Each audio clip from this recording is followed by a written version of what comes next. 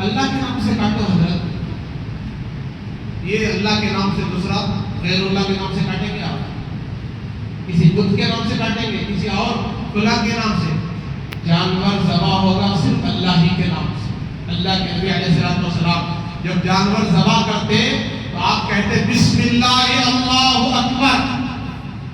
ہاں، یہ اللہ ہی کے نام پر ذبح ہو رہا ہے.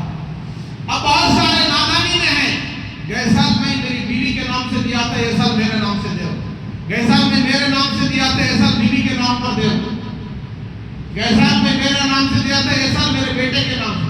خدا کی قسم، اگر آپ پر قربانی واجب ہے تو آپ پر بھی واجب، آپ کے بیٹے پر بھی واجب، آپ کی بیوی پر بھی واجب، ہر سال واجب. یہ سال قرض ہے ہمیں، آئندہ سال دوسرے کے نام سے ایسا نہیں. اگر آپ کے پاس نصاب کے مقدر مال ہے، سونا چاندی یا سونا یا چاندی دو میں سے ایک، اس کی قیمت اتنے پیسے، اس پر سال گزرنا ضروری نہیں.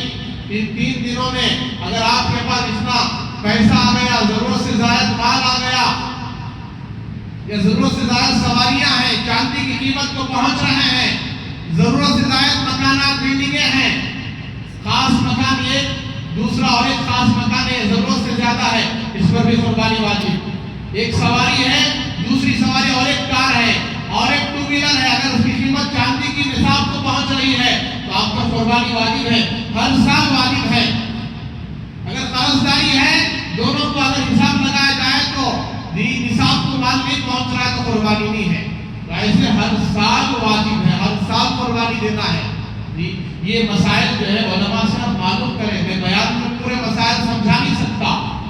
اور دوسری بات، اہم بات، خود ذبح کر رہے ہیں تو ایک چیز کا خیال، یہ تو دعائیں پورے پڑھنا، اِنَّا أَعْطَيْنَاكَ الْكَوْثَرَ فَصَلِّ لِرَبِّكَ وَانْحَرْ إِنَّ شَانِئَكَ هُوَ الْأَبْتَرُ. یہ بھی پڑھیں، إِنَّ صَلَاتِي وَنُسُكِي وَمَحْيَايَ وَمَمَاتِي لِلَّهِ رَبِّ الْعَالَمِينَ لَا شَرِيكَ لَهُ بِذَلِكَ وَأُمِرْتُ أَنْ أَوَّلَ الْمُسْلِمِينَ إِنِّي وَجَّهْتُ وَجْهِيَ لِلَّذِي فَطَرَ السَّمَاوَاتِ وَالْأَرْضَ. یہ ساری دعائیں. پھر کاٹنے سے پہلے بسم اللہ اللہ اکبر، اس کے بعد چھری رکھیں، چھری چلاتے ہوئے بسم اللہ اللہ اکبر بول کر چلائیں. اگر 2 آدمی پکڑے ہیں چاقو، دونوں کا بسم اللہ اللہ اکبر بولنا واجب ہے، ضروری ہے، فرض ہے. اگر ایک آدمی نے کہا ایک آدمی نے نہیں کہا، وہ مذبوحہ حرام ہو گیا. چاروں رگیں کٹنا ضروری ہے. جانور کی کتنی رگیں کٹنا؟ چاروں کی چارے رگیں جو ہے کٹنا. خون کی رگ، سانس کی رگ، یہ جو رگیں ہیں حلقوم جسے کہتے ہیں، چاروں کے چارے رگیں کٹنا. اور پوری گردن بھی نہیں کاٹ دینا، ایک دم بالکل تھوڑا بھی نہیں کاٹنا، اور خون اچھی طرح بہہ جانا، تب جا کر آپ کا جانور پاک ہوا، اس کا گوشت پاک ہوا. تھوڑا سا خون بہا ہے اور بہت سارا خون اندر رہ گیا ہے، وہ گوشت پاک نہیں ہوا، اس میں بیماری ہے. لہذا قصائی حضرات کو رکنے کے لیے کہیں، صبر کرنے کے لیے کہیں. ایسے بے صبر قصائیوں کو نہ بلائیں. جلدی جلدی وہ کاٹ کے چمڑا چھلنا شروع کر دیتے ہیں، خون اچھی طرح نہیں بہتا. ٹھنڈا ہونے دیجیے جانور کو تھوڑا سا. بہرحال یہ سارے مسائل معلوم کریں اور اس طریقے سے قربانی دیں. تو یہ حضرت ابراہیم علیہ السلام کی یاد، ان کی قربانیوں کو زندہ کیا جا رہا ہے. کیا ملے گا اجر؟ اللہ کے سچے نبی علیہ السلام فرماتے ہیں، ہر مال کے بدلے ایک نیکی ملے گی، ہر مال کے بدلے ایک گناہ معاف ہوگا. قربانی کا اجر ہے. اور اللہ کے نبی نے وعید فرمائی، جو جس پر قربانی واجب ہو پھر بھی قربانی نہ دے وہ ہمارے عیدگاہ کے قریب بھی نہ آئے. اور قیامت کے دن سارا جو بکرا ہے ہم نے جو دیا ہے، جو بڑا جانور دیا ہے، وہ ہمارے لیے نجات کا سبب، پل صراط پر راہ نجات بن کر آئے گا.